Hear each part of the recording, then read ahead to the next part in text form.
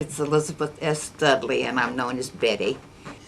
I then joined him, and we went to Key West for duty, where he had command of the R-12, which was one of the old free subs, before World War II.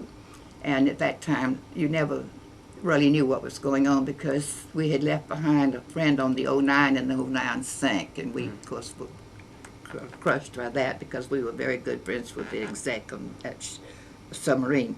My husband then went on out to the Pacific, where he spent most of his time, except for after they made patrols, they would come into Midway. Midway, there's nothing in the world there but Goonie birds, and he used to watch the Goonie birds and drink. All the pictures of him, I think they saved up their liquor allowance while they were gone, and they could have so much a day. And when they'd come in, I think they just drank and watched the Goonie birds. But at any rate, by the time I'd get letters back in Marietta, where I'd gone to stay during the war, he would already be back at sea. And of course, at that time, the class of '39 lost more people in submarines than any other class. And it was harrowing to be at home and all, and I was losing weight fast, but it didn't make any difference. It didn't make my appearance any better. When he came back from the haddock finally and came back to sea, he got shore duty for 30 days to see his son, who was now a year old. And from then he went to, he was ordered to Coronado, and where we lived for 5 years, from 1945 to 1949. And during that period, my husband had command of the Chivo, and went up and down the coastline most of the time, and I stayed and looked after that. By that time, a daughter who had been born in Key West previously duty.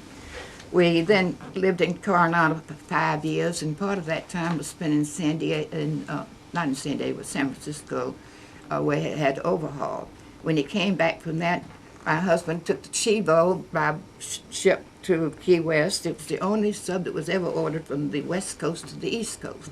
And during that time, I decided that I would drive my 2 children and go cross country. That's the last time I'll ever try something like that. Being a native of Georgia, I don't think I'd been out of the state over 3 times, and that was to go to football games in various places the University of Georgia played. And I was, at that time, a sponsor of the football games. So at any rate, I didn't know much about driving across country. The 2 kids fought all the way across country. One was 1, and the other was 3.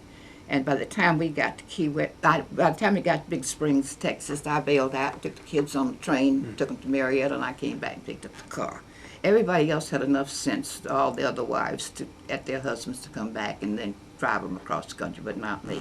We had just barely gotten to Key West when we were ordered then to go to New Hampshire for supposedly shore leave, and it was great. We had a house that had 5 bedrooms and about 4 baths and 2 kitchens and God knows what else. It was the most beautiful quarters I've ever been in my entire life, and I've been in the Army. I was at Fort Benning working before I married, and I tell you, I've never seen such beautiful quarters. Well, we didn't know what to do with them because we couldn't keep them clean, and we couldn't afford to entertain the people that it would take to fill up the place. So we stayed there for 2 years, and then from there we went and of course, Portsmouth was a shipbuilding city, and while we were there, the Thresher was lost, and of course that caused a great deal of consternation among the submariners.